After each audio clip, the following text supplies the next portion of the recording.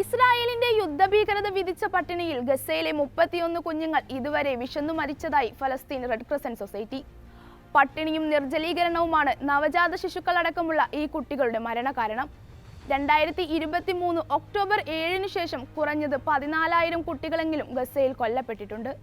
ലോകമെമ്പാടും 4 വർഷത്തെ യുദ്ധങ്ങളിൽ കൊല്ലപ്പെട്ട കുട്ടികളുടെ എണ്ണത്തേക്കാൾ കൂടുതലാണിതെന്നും കണക്കുകൾ പറയുന്നു. പോഷകാഹാരക്കുറവ് മൂലം ഗസയിലെ പരിമിതമായ ആശുപത്രി സൗകര്യങ്ങളിൽ ചികിത്സയിൽ കഴിയുന്ന നിരവധി പിഞ്ചു കുഞ്ഞുങ്ങളുടെ സ്ഥിതി ഗുരുതരാവസ്ഥയിലാണെന്നും ഡോക്ടർമാർ അറിയിച്ചു. വടക്കൻ ഗസയിലെ 2 വയസ്സിന് താഴെയുള്ള 30% കുട്ടികൾ അപകടാവസ്ഥയിലാണെന്ന് സന്നദ്ധ സംഘടനയായ കെയർ അറിയിച്ചിരുന്നു. പട്ടിണിയും പോഷകാഹാരക്കുറവും മൂലം മരണത്തോട് മല്ലടിക്കുകയാണ് ആ പിഞ്ചു കുഞ്ഞുങ്ങൾ. ഗസയിൽ പോഷകാഹാരക്കുറവ് അനുഭവിക്കുന്ന കുട്ടികളുടെ എണ്ണം 50,000-ലേറെ വരുമെന്നാണ് UN അറിയിച്ചതും. മിണ്ടാൻ പോലും കഴിയാത്ത പിഞ്ചു കുഞ്ഞുങ്ങളാണ് ഈ യുദ്ധത്തിലെ ഏറ്റവും വലിയ ഇരകൾ. ഒരു തലമുറയിലെ മുഴുവൻ കുട്ടികളുടെയും ബാല്യവും ഭാവിയും ഈ യുദ്ധം നഷ്ടപ്പെടുത്തുന്നു. കഴിക്കാനൊന്നും കിട്ടാതെ നിങ്ങളുടെ കൺമുന്നിൽ നിങ്ങളുടെ കുഞ്ഞ് മരിക്കുന്നതൊന്ന് സങ്കല്പിച്ചു നോക്കൂ. നിങ്ങളുടെ മക്കൾ ഭക്ഷണത്തിന് വിശന്ന് കരയുമ്പോൾ ഒന്നും നൽകാനാവാത്ത സാഹചര്യം ഓർത്തു നോക്കൂ. തീർത്തും അസഹനീയമായിരിക്കുമല്ലേ? ഒരിക്കലും ന്യായീകരിക്കാനുമാവില്ല. ഗസയിലെ യുദ്ധം ഉടനടി നിർത്തണം.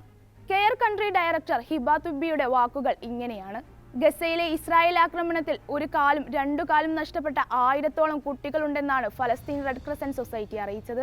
കൂടാതെ 200-ലേറെ ഫലസ്തീൻ കുട്ടികൾ ഇസ്രായേലിന്റെ തടവറക്കുള്ളിലാണ്. യുദ്ധം മൂലം ഗസയിലെ 10-ൽ 8 സ്കൂളുകളും തകർക്കപ്പെടുകയോ കേടുപാടുകൾ സംഭവിക്കുകയോ ചെയ്തിട്ടുണ്ട്. ഇതു കാരണം 6.25 ലക്ഷം കുട്ടികൾക്കാണ് വിദ്യാഭ്യാസത്തിനുള്ള അവസരം നഷ്ടമാകുന്നതെന്നും UN-ഉം UNICEF-ഉം പുറത്തുവിട്ട കണക്കുകൾ വ്യക്തമാക്കുന്നു.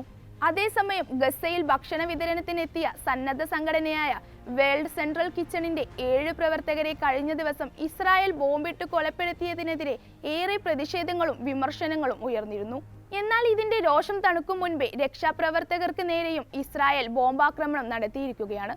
വടക്കൻ ഗസയിലെ ബെയ്ത് ഹനൂനിൽ ഇസ്രായേൽ നടത്തിയ വ്യോമാക്രമണത്തിൽ പരിക്കേറ്റവരെ രക്ഷിക്കാനെത്തിയ ആരോഗ്യ സംഘത്തിന് നേരെയാണ് വീണ്ടും ഇസ്രായേൽ ആക്രമണം നടത്തിയത്.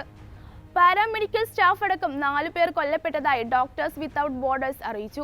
പരിക്കേറ്റവരെ രക്ഷിക്കുന്ന മെഡിക്കൽ സംഘത്തെ ലക്ഷ്യമിട്ടായിരുന്നു ആക്രമണമെന്ന് കമൽ അദ്വാൻ ആശുപത്രിയിലെ എമർജൻസി ഡയറക്ടർ ഫാരിസ് അഫാൻ പറഞ്ഞു. ഇസ്രായേൽ ഷെല്ലാക്രമണത്തിൽ പരിക്കേറ്റവരെ രക്ഷിക്കാൻ എത്തിയതായിരുന്നു ഞങ്ങളുടെ സംഘം. അവിടെ എത്തിയ അവരും ബോംബാക്രമണത്തിന് ഇരയായി. സേവന പ്രവർത്തനത്തിൽ ഏർപ്പെട്ടിരിക്കെയാണ് അവർ കൊല്ലപ്പെട്ടതെന്നും അഫാൻ പറഞ്ഞു. ഇസ്രായേൽ ആക്രമണത്തിൽ 24 മണിക്കൂറിനിടെ 62 ഫലസ്തീനികൾ കൂടെ കൊല്ലപ്പെട്ടതോടെ ഗസയിലെ ആകെ മരണം 33,037ആയി. 75,668 പേർക്കാണ് ഇതുവരെ പരിക്കേറ്റത്. ഇതിനു പുറമെ വെസ്റ്റ് ബാങ്കിലും കിഴക്കൻ ജെറുസലേമിലും 400-ലധികം പേർ കൊല്ലപ്പെട്ടിട്ടുണ്ട്. കരയുദ്ധത്തിൽ ഇതുവരെ 256 ഇസ്രായേലി സൈനികർ കൊല്ലപ്പെട്ടതായിട്ടാണ് വിവരം. 1,500-ലധികം പേർക്ക് പരിക്കുണ്ട്. 200-ലധികം സന്നദ്ധ പ്രവർത്തകർക്കും 100-ലധികം മാധ്യമ പ്രവർത്തകർക്കുമാണ് ഇസ്രായേൽ ആക്രമണത്തിൽ ഇതുവരെ ജീവൻ നഷ്ടമായത്.